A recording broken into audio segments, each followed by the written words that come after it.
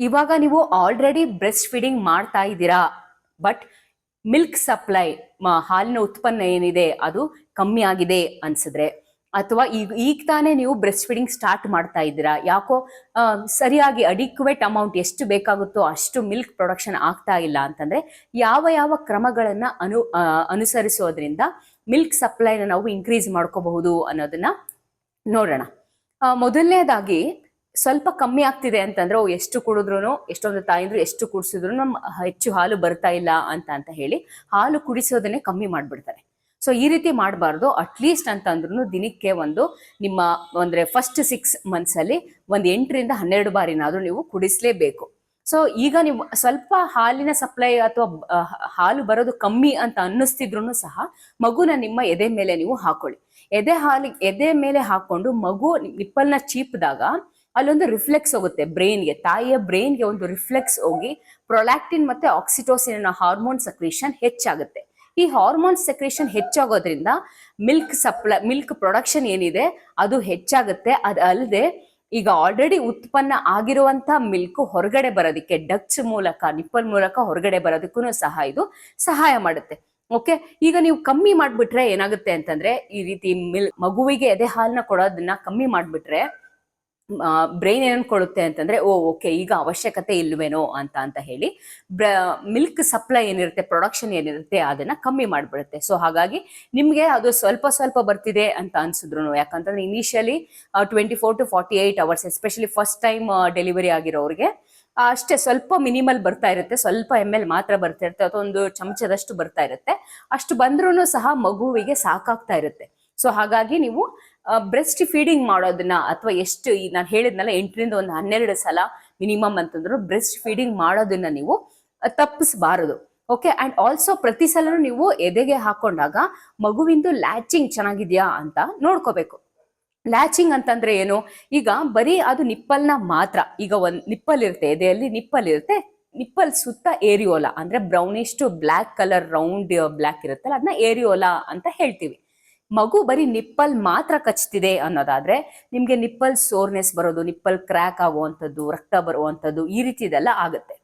But ಮಗು nipple ಜೊತೆಗೆ ಹೊರಗಡೆ ಇರುವಂತಹ ನಿಪ್ಪಲ್ ಸುತ್ತ ಇರುವಂತಹ ಏರಿಯೋಲಾ ಭಾಗ ಅಂತ ಹೇಳ್ತೀವಿ, ಅದನ್ನ ಅಟ್ಲೀಸ್ಟ್ 3/4 ಅಂದ್ರೆ ಅಟ್ಲೀಸ್ಟ್ 75% ಆದ್ರೂ ಅದು ಕೂಡ ಮಗುವಿನ ಬಾಯಿಗೆ ಹೋಗ್ಬೇಕು. ಬಾಯಿಗೆ ಹೋಗೋದಲ್ದೆ ಕೆಳಗಡೆ ತುಟಿ ಏನಿದೆ ಅದು ಎವರ್ಟ್ ಆಗಿರ್ಬೇಕು, ಅಂದ್ರೆ ಸ್ವಲ್ಪ ಹೊರಗಡೆಗೆ ರೋಲ್ ಔಟ್ ಆಗಿರ್ಬೇಕು. ಹಿಂಗ್ ಮಾಡೋದ್ರಿಂದ ಲ್ಯಾಚಿಂಗ್ ಕರೆಕ್ಟ್ ಇದೆ ಅನ್ನೋದು ಅರ್ಥ. ಮತ್ತೆ ಈ ರೀತಿ ಕರೆಕ್ಟ್ ಲ್ಯಾಚಿಂಗ್ ಇದ್ದಾಗ ನಿಮ್ಗೆ ಮಿಲ್ಕ್ ಪ್ರೊಡಕ್ಷನ್ ಚೆನ್ನಾಗಿರುತ್ತೆ, ಮತ್ತೆ ನಿಪ್ಪಲ್ ಸೋರ್ ಆಗ್ಲಿ, ನಿಪ್ಪಲ್ ಅಲ್ಲಿ ನೋವು ಬರೋದಂತಾಗ್ಲಿ ಆ ರೀತಿಯಂತ ತೊಂದರೆಗಳನ್ನು ಸಹ ನಾವು ಅವಾಯ್ಡ್ ಮಾಡ್ಬೋದು.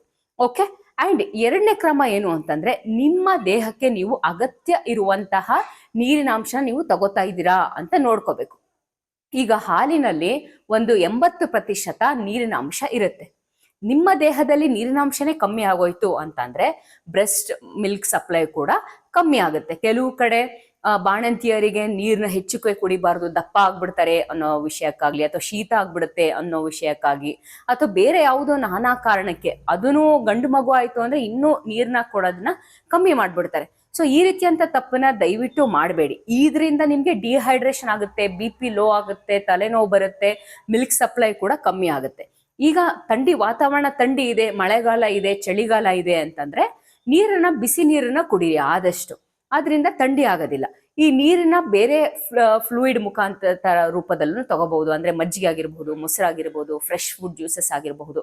ಆ ವಾತಾವರಣಕ್ಕೆ ಆ ಸೀಸನ್ಗೆ ತಕ್ಕಂತೆ ಮತ್ತೆ ಆ ಟೈಮಲ್ಲಿ ಟೆಂಪರೇಚರ್ಗೆ ಅನುಗುಣವಾದಂತೆ ಮತ್ತೆ ನಿಮಗೆ ಅನುಕೂಲ ಆಗುವಂತೆ ನೀವು ನೀರು ಮತ್ತೆ ಮುಂತಾದಂತ ಫ್ಲೂಯಿಡ್ಸ್ ನೀವು ಅಟ್ಲೀಸ್ಟ್ ಒಂದು ದಿನಕ್ಕೆ 3 ರಿಂದ 4 ಲೀಟರ್ ನೀರನ್ನ ನೀವು ದ್ರವನ ನೀವು ಸೇರಿಸಲೇಬೇಕು. ಇದರಿಂದನೂ ಸಹ ಮಿಲ್ಕ್ ಸಪ್ಲೈ ಏನಿದೆ ಅದು ಇನ್ಕ್ರೀಸ್ ಆಗುತ್ತೆ. ಓಕೆ, ಇನ್ನು ಮನೇಲೇ ಸಿಗಬಹುದಾದಂತಹ ವಸ್ತುಗಳು ಕೆಲವೊಂದು ನಾವು ಗ್ಯಾಲಕ್ಟೋಗಾಕ್ಸ್ ಅಂತ ಹೇಳ್ತೀವಿ. ಅಂದ್ರೆ ಇದು ಮಿಲ್ಕ್ ಪ್ರೊಡಕ್ಷನ್ ನ ತಾಯಿಯ ಎದೆ ಹಾಲಿನ ಉತ್ಪನ್ನನ ಹೆಚ್ಚಿಗೆ ಮಾಡುತ್ತೆ. ಅದ್ಯಾವುದು ಅಂದ್ರೆ ಮೊದಲನೇದಾಗಿ ಮೆಂತ್ಯ. ಈ ಮೆಂತ್ಯನ ನೀವು ಮೆಂತ್ಯ ಸೊಪ್ಪಿನ ರೂಪದಲ್ಲಿ ತಗೋಬಹುದು, ಇಲ್ಲಾಂದ್ರೆ ಮೆಂತ್ಯನ ಪೌಡರ್ ಪುಡಿ ಮಾಡಿ ಮೆಂತ್ಯ ಮುದ್ದೆ ತಗೋಬಹುದು, ಮೆಂತ್ಯ ಚಪಾತಿ ತಗೋಬಹುದು, ಇಲ್ಲಾಂದ್ರೆ ಮೆಂತ್ಯ ಕಾಳಿಂದೇನೆ ನೀರನ್ನು ಸಹ ತಗೋಬಹುದು. ಇದನ್ನ ದಿನಕ್ಕೆ 2 ಟೈಮ್ ತಗೊಳ್ಳೋದ್ರಿಂದನೂ ಸಹ ಮಿಲ್ಕ್ ಪ್ರೊಡಕ್ಷನ್ ಹೆಚ್ಚಾಗುತ್ತೆ. ಅದಲ್ಲದೆ ಜೀರಿಗೆ ಅಥವಾ ಸೋಂಪು ಕಾಳು, ಜೀರಿಗೆ ನೀರಾಗಿರಬಹುದು, ಅಥವಾ ನಿಮ್ಮ ಮಾಡುವಂತ ಯಾವುದೇ ರೀತಿಯಂತ ಆಹಾರದಲ್ಲಿ ಜೀರಿಗೆ ಹೆಚ್ಚು ಉಪಯೋಗಿಸಿರೋದ್ರಿಂದ, ಜೊತೆಗೆ ಬೆಳ್ಳುಳ್ಳಿ ಉಪಯೋಗದಿಂದನೂ ಸಹ ಮಿಲ್ಕ್ ಪ್ರೊಡಕ್ಷನ್ ಹೆಚ್ಚಾಗುತ್ತೆ.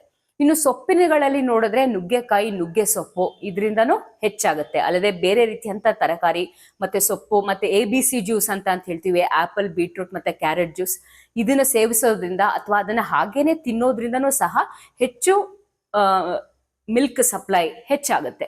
ನೀವು ಆಲ್ರೆಡಿ ನಾನ್ ವೆಜ್ ತಿಂತಾ ಇದ್ದೀರಾ ಅನ್ನೋದಾದ್ರೆ ಆಫ್ಟರ್ 1 ವೀಕ್ ಆದ್ಮೇಲೆ, ನಿಮ್ದು ಡೆಲಿವರಿ ಆದಂತ 1 ವೀಕ್ ಆದ್ಮೇಲೆ ನೀವು ಧಾರಾಳವಾಗಿ ನೀವು ಚಿಕನ್ ತಿನ್ನೋದಾಗ್ಲಿ ಅಥವಾ ಮಟನ್ ತಿನ್ನೋದಾಗ್ಲಿ ಅಥವಾ ಮೊಟ್ಟೆ ಏನಿದೆ ಅದನ್ನ ನೀವು ಸ್ಟಾರ್ಟ್ ಮಾಡಬೇಕು. ಅಥವಾ ಬೇರೆ ಪ್ರೋಟೀನ್ ಯುಕ್ತ ಯಾವುದೇ ರೀತಿಯಂತ ಪೌಷ್ಟಿಕಾಂಶ ಆಹಾರ, ಡ್ರೈ ಫ್ರೂಟ್ಸ್ ತಿನ್ನೋದ್ರಿಂದನೂ ಸಹ, ಪನ್ನೀರ್, ತೋಫು ಆಗಿರಬಹುದು, ಮೊಳಕೆ ಕಾಳು ಬಂದಿರುವಂತದ್ದು, ಡ್ರೈ ಫ್ರೂಟ್ಸ್, ಇದೆಲ್ಲದನ್ನು ತಿನ್ನೋದ್ರಿಂದನೂ ಸಹ ಹೆಚ್ಚು ಮಿಲ್ಕ್ ಸಪ್ಲೈ ಆಗುತ್ತೆ.